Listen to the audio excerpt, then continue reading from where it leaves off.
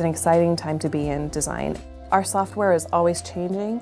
What was relevant 5 years ago isn't anymore. Something that's really awesome about our program is I know Jillissa has kind of taken it over and revamped it. I know within the past year she's changed like 17 credits in our program.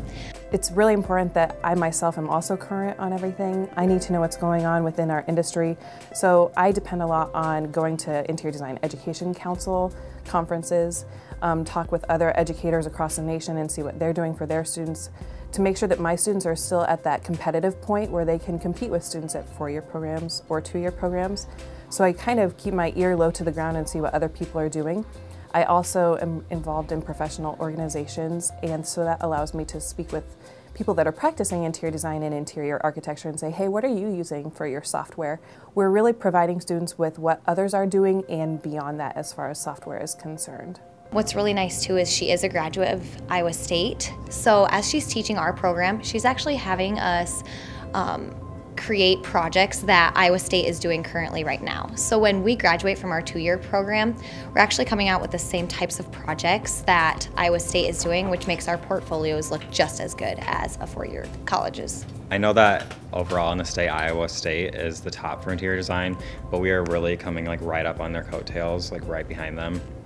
And I think that it's almost better for us because by the time they're still in school, we'll be out in the working world getting experience. We're working sometimes on 3 or 4 different projects at one time, which is very realistic in the field. So that's going to help a lot when we all go out and find our jobs depending on what it is that we're going to do. So she's prepared us really well for that.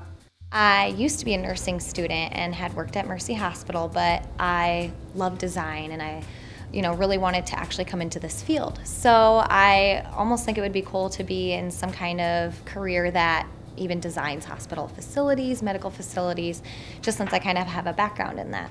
Since I was younger, I've always been really obsessed with houses in general and real estate in general. So I wanted to get into interior design, not only to design it, but to also eventually get my real estate license too, and I think they go hand in hand almost because you could hire a realtor and then also that realtor could design your house for you. One of the important parts that I was looking at when I was evaluating our curriculum before was how can we get students to cross-collaborate a whole lot more? How can I get my students to interact with individuals and majors who they will be interacting with when they graduate? So that means reaching out to architecture or construction or graphic communications or, anybody really. Getting them that cross-collaboration makes them stronger students, and it also makes them more prepared to enter the working world.